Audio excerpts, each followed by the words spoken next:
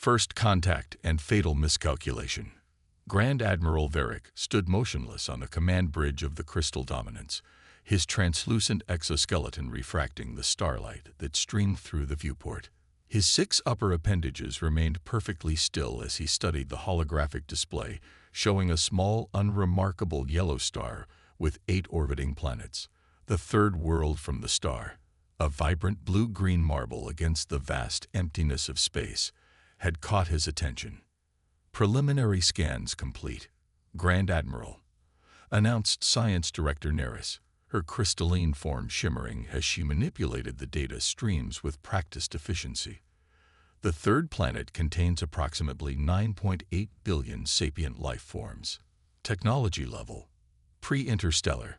They have rudimentary space exploration capabilities, limited to their own system and nearest satellite.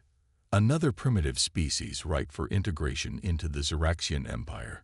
Strategic Commander Lorix chittered, the excitement causing energy pulses to ripple across his armored carapace.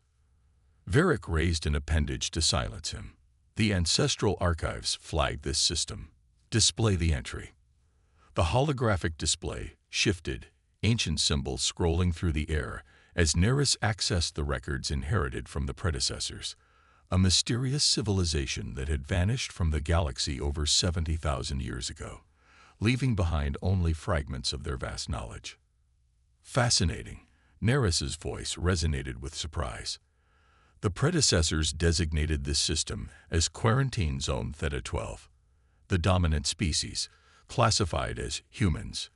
Air explicitly marked as dangerous. Dangerous. Lorix scoffed, mandibles clicking in derision. A pre-interstellar organic species. The warning is quite specific, Neris continued. It states, the species designated Homo sapiens demonstrates extreme neural plasticity and unprecedented adaptive capabilities. Despite technological limitations, their behavioral unpredictability and cognitive architecture present severe hazard potential. All contact prohibited. A heavy silence fell over the command bridge. The predecessors had been the most advanced civilization known to have existed, their technology still surpassing anything the Xeraxians had developed after millennia of progress. Their warnings were never given without cause. The Grand Collective's directives are clear. Sub-Admiral Xenix spoke from her tactical station. All predecessor guidance must be followed without question. Varric's compound eyes studied the planet with newfound interest. What could make pre-interstellar organics so threatening that the predecessors would quarantine an entire system? Perhaps we should continue to the Cygnus arm as planned, Neris suggested. There are 14 candidate systems without complications. Varric continued to observe the blue world.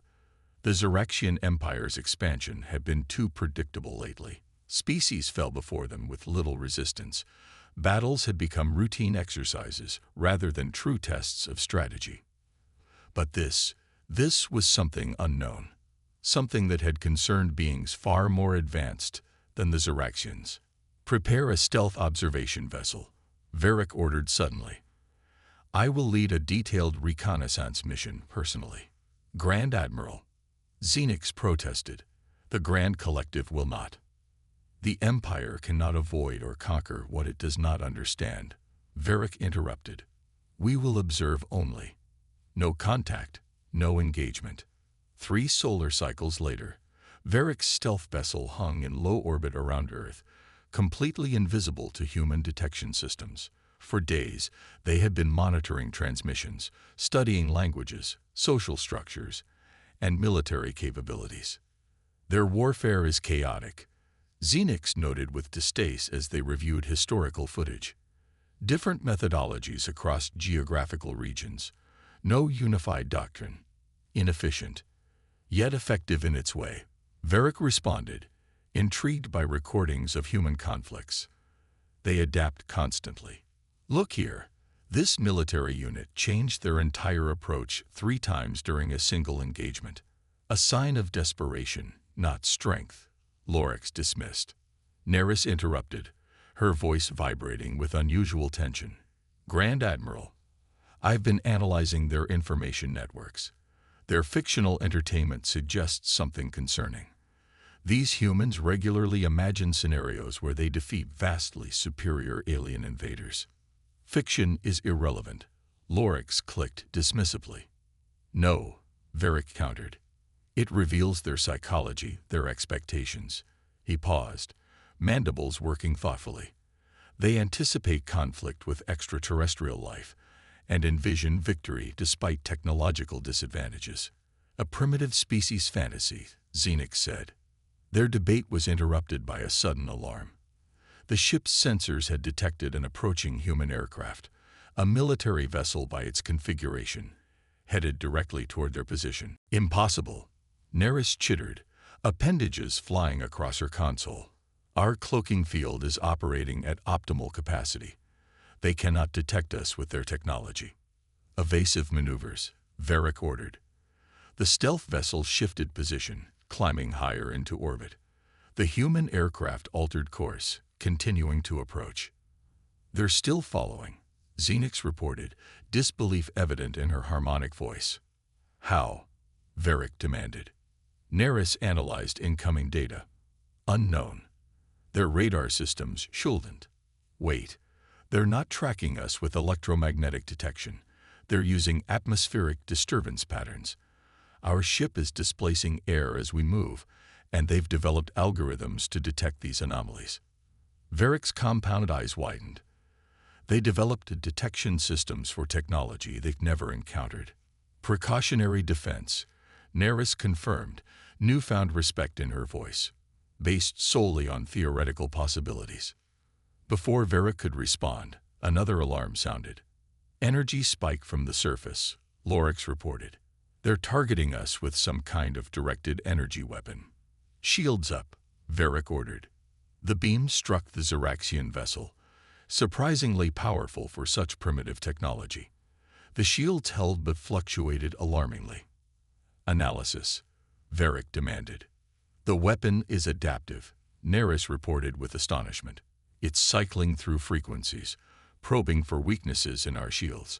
This shouldn't be possible with their technological level. We need to leave, Xenix urged. The predecessor warning. No. Varric's decision crystallized. The Empire must know exactly what we face. Disable the human aircraft, non-destructive measures only. The stealth vessel fired a pulse designed to disrupt electronic systems. The human aircraft faltered, then began an uncontrolled descent. Capture it, Varric ordered. Bring the craft and its pilot aboard for study. The tractor beam engaged, drawing the disabled aircraft into the Xeraxian ship's hold. Security teams surrounded it as the atmosphere was adjusted to sustain the human occupant. The cockpit opened slowly, and a single human emerged, small, fragile-looking, with only 2 limbs and 2 optical organs. It wore some kind of protective suit and carried no visible weapons. Universal translator active, Neris announced. The human looked around at the assembled Xeraxians, showing none of the terror that other species typically exhibited upon first contact with the crystalline conquerors.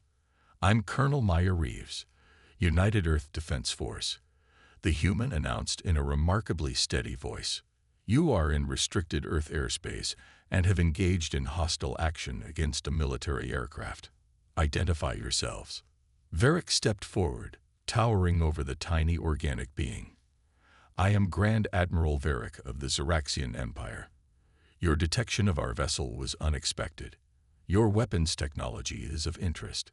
You will provide information. Colonel Reeves's expression remained impassive. I'm not authorized to provide any information under the Unified Protocol for unknown contact scenarios.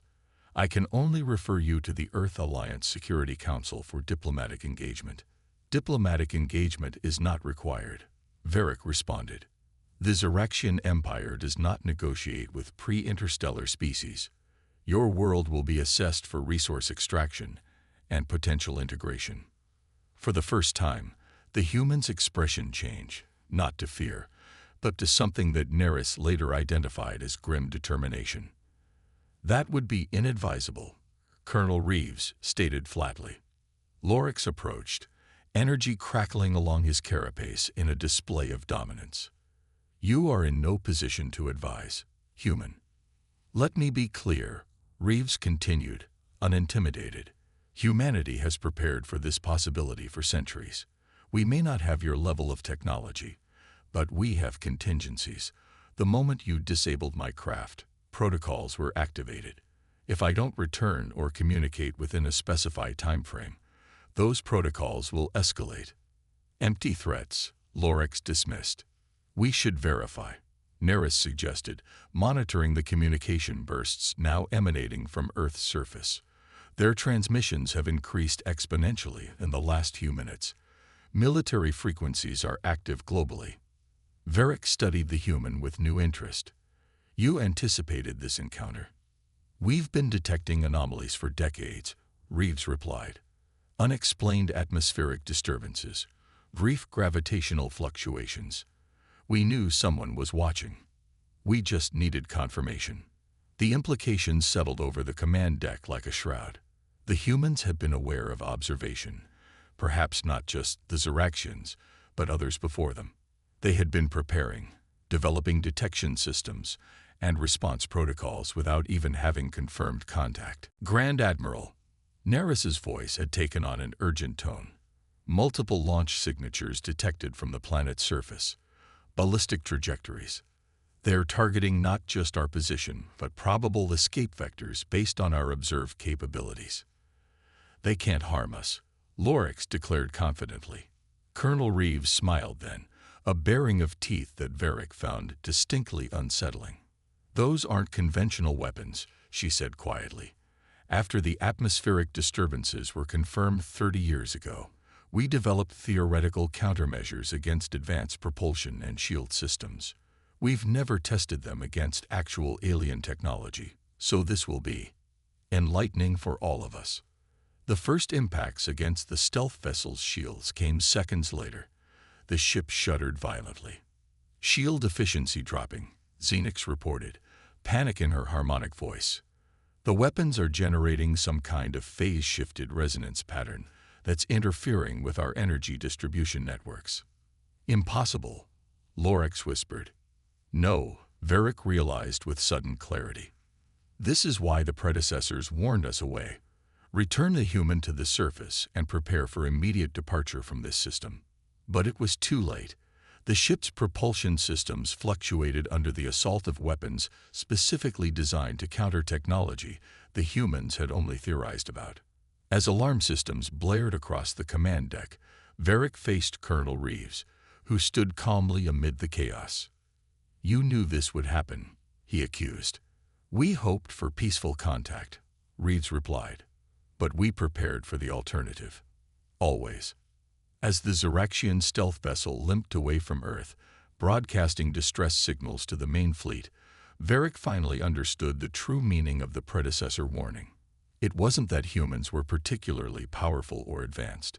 It was that they uniquely prepared for threats they had never confirmed existed and adapted with terrifying speed when those threats materialized.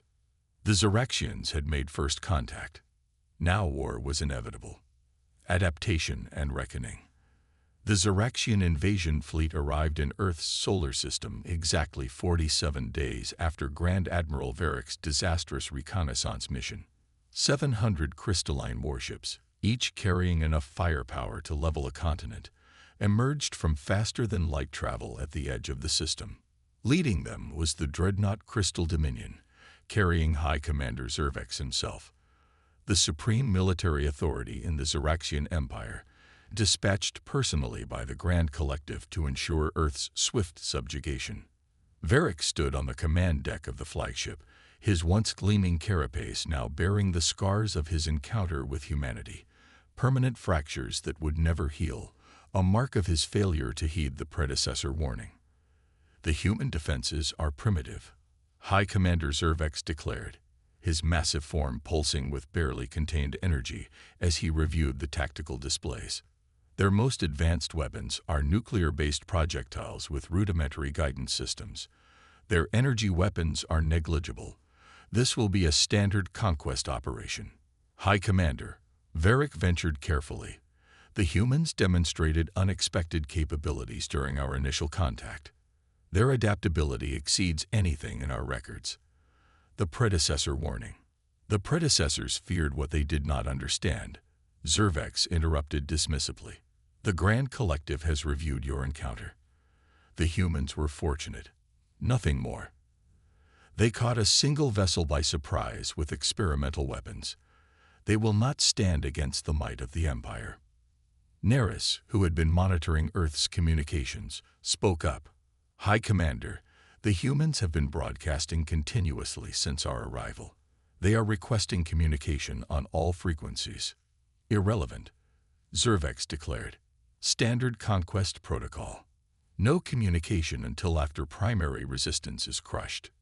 Deploy the first wave. 200 Zeraxian warships move toward Earth, their weapons charge.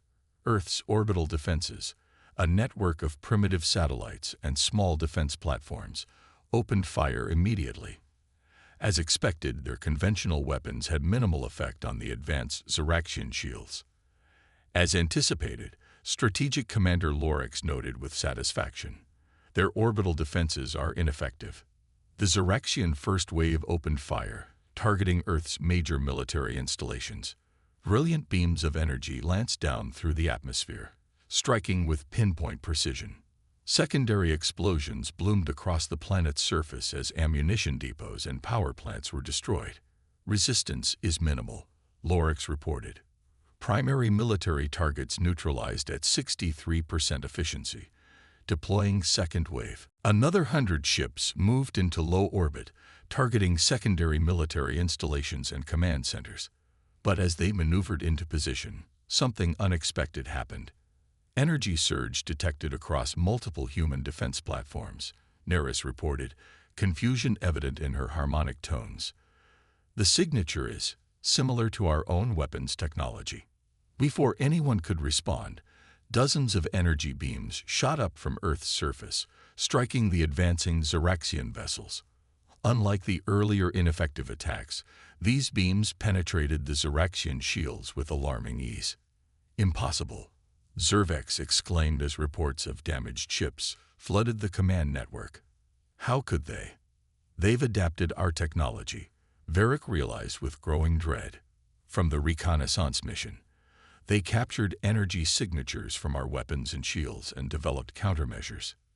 In 47 days, Lorix chittered in disbelief. No species could reverse engineer our technology so quickly. The humans are broadcasting again, Neris reported. They're requesting immediate cessation of hostilities and communication. Continue the attack, Zervex ordered, his crystalline form pulsing with fury. All ships, full offensive deployment. The remaining Zeraxian vessels moved into attack formation, adjusting their shield frequencies to counter the human weapons. They opened fire simultaneously, a devastating barrage that should have overwhelmed any defense. But the humans had anticipated this. New energy signatures appeared across Earth's surface, weapons utilizing completely different frequencies and attack vectors. Dozens more Zeraxian ships reported critical damage. They're adapting faster than we can attack, Neris reported, awe in her voice. Each time we adjust our approach, they counter with a new solution. This is why the predecessors quarantined them, Varric said quietly. It's not their technology, it's their minds. Their neural architecture allows them to process new information and create innovative solutions at speeds we cannot match. Across Earth's surface, humanity's unified defense was proving far more formidable than any pre-interstellar species had a right to be. In the weeks since the reconnaissance mission, Earth's nations had pooled resources, shared technology, and prepared for the inevitable invasion. The captured energy signatures from Varric's vessel had provided the foundation for a new generation of weapons, but it was human ingenuity that had transformed theoretical countermeasures into functioning defense systems in record time. In the heart of the United Earth Defense Force headquarters, Colonel Maya Reeves stood before a global command council, her calm demeanor belying the intensity of the moment. The Zeraxian advance has been halted, she reported. Our adaptive defense grid is functioning as designed. Shield penetration rates exceed 70%, and we're continuously updating frequencies based on their responses. General Wang, the UEDF Supreme Commander, nodded grimly. And Project Phoenix. Ready for deployment, Reeves confirmed. The reverse-engineered propulsion system is operational. Our vessels can now match their maneuverability. Then it's time, Wang decided. Launch the counteroffensive. Across the globe, hangars concealed beneath mountains and oceans opened to reveal Earth's secret weapon. Spacecraft combining human design with reverse-engineered Xeraxian technology. Hundreds of vessels rose into the atmosphere, piloted by humans who had trained for this moment since the first atmospheric anomalies were detected decades ago. On the command deck of the Crystal Dominion, alarms blared as the sensors detected the approaching human fleet. "What is this?" Zervex demanded, his crystalline form vibrating with shock. "They cannot have spacecraft capable of engaging us. They've adapted our propulsion technology as well," Varric stated, a strange mix of dread and admiration in his voice. "High Commander, we must withdraw and reassess. The predecessors were right. These humans are unlike any species we've encountered." "The Xeraxian Empire does not retreat," Zervex declared. "Concentrate all firepower on their approaching vessels." But the human fleet didn't engage directly. Instead, they deployed in a complex formation around the Xeraxian Armada, launching devices that generated interference fields specifically calibrated to disrupt Xeraxian sensor and communication networks. "We're being isolated," Neris reported, her usual calm eroding. "Ship-to-ship communications failing. Fleet coordination impossible." Without the ability to coordinate their actions, the mighty Xeraxian invasion force began to falter. Human vessels targeted individual Xeraxian ships, using constantly changing attack patterns that prevented effective countermeasures. As the battle raged across Earth's orbit, a single human vessel broke through the chaos, heading directly for the Crystal Dominion. Despite the flagship's superior firepower, the smaller craft maneuvered with uncanny precision, evading every attack while steadily approaching. "They're attempting to dock," Lorix reported incredulously. "Destroy them," Zervex ordered. But the human vessel had already attached itself to the flagship's hull. Moments later, alerts indicated a breach in the outer armor. "Security teams to the breach point," Zervex commanded. "Repel boarders." The command deck's view screen activated, showing an incoming transmission. The face of Colonel Maya Reeves appeared, her expression as calm as it had been during her capture. "High Commander Zervex," she addressed him directly. "I am now aboard your vessel with a tactical team. We've attached a resonance device to your primary power core. It will destabilize your entire ship in approximately 10 minutes unless you agree to immediate cessation of hostilities." "This is impossible," Zervex sputtered. "You cannot have breached our defenses so easily. We studied your ship designs from the data we gathered during your reconnaissance mission," Reeves explained matter-of-factly. "Your security protocols are impressive but predictable. Every system has vulnerabilities if you know where to look." Varric stepped forward. "What are your terms, Colonel Reeves?" "Immediate withdrawal of all Xeraxian forces from the Sol system," she replied.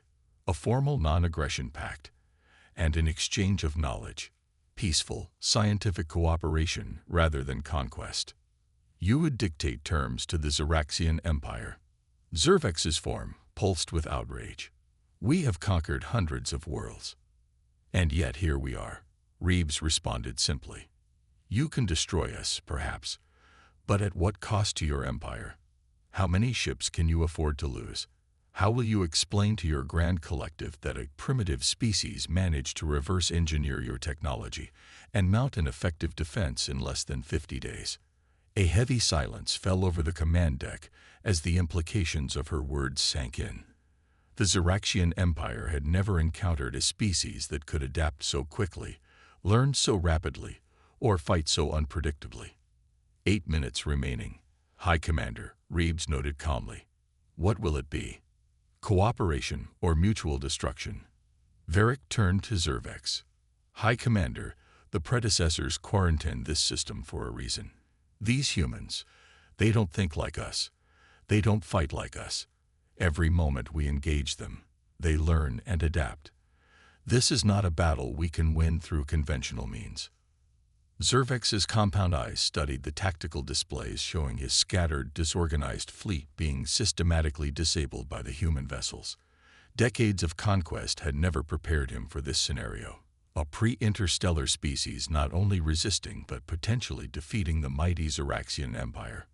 "Stand down all weapons," he finally ordered, his voice resonating with defeat. "Cease hostilities." In the aftermath of what would later be called the Battle of Earth Orbit, representatives of humanity and the Zeraxian Empire met aboard a neutral vessel to negotiate terms.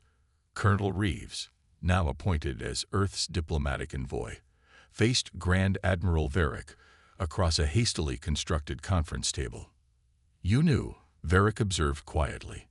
"From the moment I captured you, you knew how this would end." "We hoped," Reeves corrected him.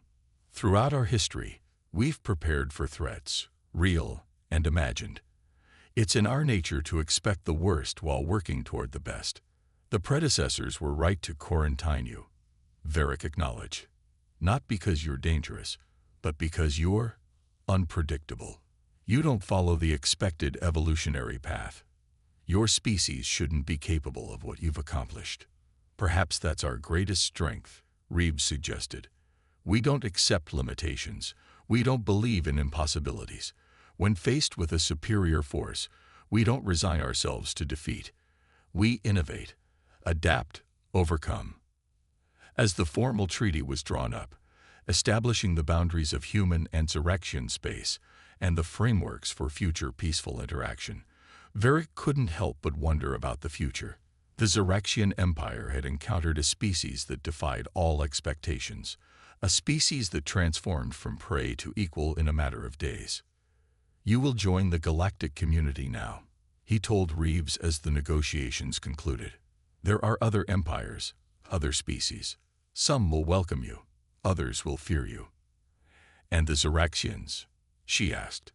"Which camp do you fall into?" Varric's compound eyes studied her for a long moment before he answered. "Both, and I suspect that is precisely what the predecessors intended when they warned us to leave you alone. You were never meant to be conquered. You were meant to be the variable that no one could predict, the species that changes everything." As the Zeraxian fleet departed Earth's solar system, leaving behind diplomatic representatives and scientific liaisons instead of occupation forces, the ancient predecessor warning was finally understood in its entirety. Never challenge humanity, not because they cannot be defeated, but because in the process of trying, you will change them, and they will change everything.